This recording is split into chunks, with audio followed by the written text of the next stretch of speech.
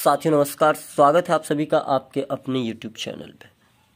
आज कई दिनों के बाद आपके बीच में उपस्थित, क्योंकि हालांकि इस कुछ दिनों में जो है कोई विशेष अपडेट नहीं था जिसको लेकर के मैं आपके बीच में आता। कोई विशेष मुद्दे होते हैं तो ही आपके बीच में उपस्थित होने का कार्य किया जाता है। तो इस कड़ी में आज एक बड़ी अपडेट के साथ मैं आपके बीच में उपस्थित हूँ। हालांकि ग्रुप में मैसेज पहुंच गए हैं और कुछ साथी ऐसे भी हैं जो बार बार फ़ोन वगैरह कर रहे थे, कह रहे थे कि आप पूरी तरह से ठंडे पड़ गए हैं, किसी प्रकार की कोई संभावना, कोई सुनवाई या कोई जानकारी नहीं प्राप्त हो पा रही। तो मित्रों, आज की अपडेट और विशेष तैयारियाँ जो भी हुई हैं उन पर बातचीत करूँगा, बने रहेगा वीडियो के अंत तक। और जितने भी साथी हमसे जुड़े हैं और हम पे भरोसा जताया, उनका मैं तहे दिल से जो है धन्यवाद ज्ञापित करता हूं कि आप अभी भी टीम के साथ बने हुए हैं और टीम पे भरोसा जताए रखे हैं कि आज नहीं तो कल इस पे आपको न्याय अवश्य मिलेगा। तो आज की सुनवाई को लेकर के मैं आपको बता दूं कि पिछली सुनवाई को ही स्पष्ट हुआ था कि 17 को आपका डेट लगेगा, ठीक है। तो आज जैसा कि 17 तारीख आई गई है, तो एक उम्मीद सबको, हमें भी, जब लिस्ट आई थी तब पर भी थी, लेकिन पूरा 17 तारीख के एडिशनल बैकलॉग तमाम केसेस को देखने के बाद मैं आपको बताता चलूं कि फ्रेश केसेस बहुत अधिक है। आज फिर बैकलॉग के भी 6 पड़े हैं, 5-6 केस बैकलॉग में हैं और फ्रेश के भी काफ़ी अधिक केस हैं। और इसके बाद अगर मैं आपके उत्तर कुंजी प्रकरण 154/2020 की बात करूं तो वो तो बहुत पीछे लगा, ये आपको भी पता है और ये पहुंच भी गया था सूचना आप सभी को। इसलिए संभावना सुनवाई की ना के बराबर, बहुत कम चांसेस है, बहुत कम या नहीं भी हो सकती है, ठीक है। लेकिन अधिवक्ता आपके टीम की तरफ से जो हायर हैं वो हर एक सुनवाई को मौजूद रहते हैं और हमें उम्मीद रहती है कि आज नहीं तो कल आपका नंबर में भी आ जाए। और पिछली बार तो पूरी संभावना थी, इस बार तो ऐसा लगा कि बैकलॉग में लग जाएगा या फिर जज साहब उसको ऊपर लगाएंगे, जो भी होगा वो सुनने में मज़ा आएगा, लेकिन ऐसा कुछ हुआ नहीं, फिर से केस पीछे चला गया। आज सारी दिनचर्या के बाद आगामी रणनीतियाँ फिर से तैयार करनी होंगी और फिर से केस को ऊपर लाना होगा और किस तरीके से लाया जाए इस पे भी विचार किया जाएगा पूरे पैनल के साथ।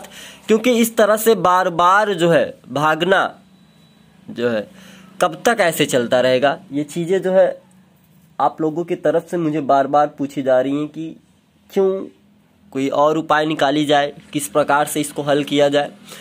तो हर एक पहलू पे हम ध्यान दे रहे हैं, हमारी कोशिश है कि हम बेहतर कार्य करें, लेकिन आपको पता है कि हम किसी भी कार्य में कहीं से कोई कमी नहीं छोड़ रहे हैं।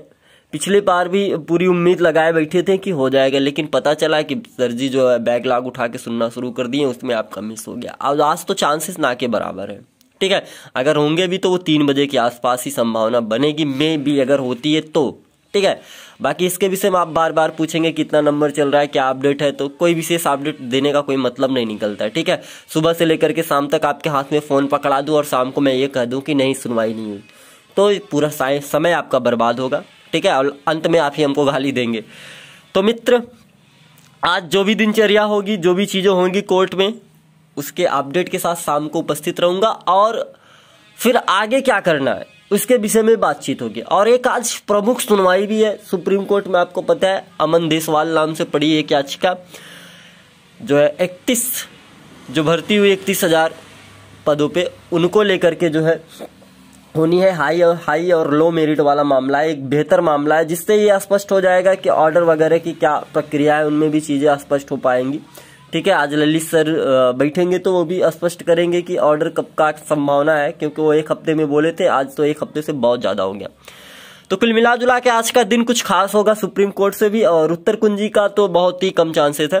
अब कुछ साथी इससे निराश हो जाएंगे, तो दोस्त देखिए, निराश हम नहीं हुए तो निराश आप ना हो, आपके साथ हम पहले भी मौजूद है। और पहले भी मैंने हमेशा बताता चला हूं मैं कि देखिए संभावना ये है कि समय अधिक लगेगा, समय लगेगा, इसमें कोई दो राय नहीं है, क्योंकि जिस प्रकार से कार्य हो रहा है ना, समय लगेगा। तमाम केसेस के पेंडिंग पड़े हैं, 69,000 के ही एमआरसी मुद्दा बड़ा मुद्दा था, वो पेंडिंग पड़ा है, डब्ल्यूएस का पड़ा है, और इसके बाद संशोधन वाले मुद्दे को भी उसी तरह से उठा के इधर उधर कर दिया गया।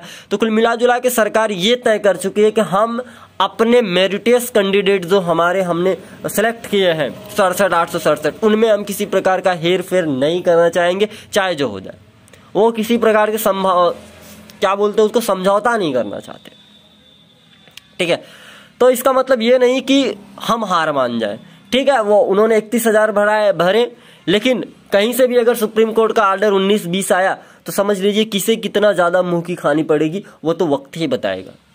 बाकी अभी आपके बाकी की सीटें बची हैं, ठीक है, उस पर हमको लड़ाई लड़नी है। हम ज़्यादा से ज़्यादा जो भी कैंडिडेट हैं उत्तर कुंजी के, अब तो संभावना ज़्यादातर यही बनती है कि सरकार क्या करेगी, सरकार सबका नंबर बढ़ेगा या सिर्फ याचियों का नंबर बढ़ेगा।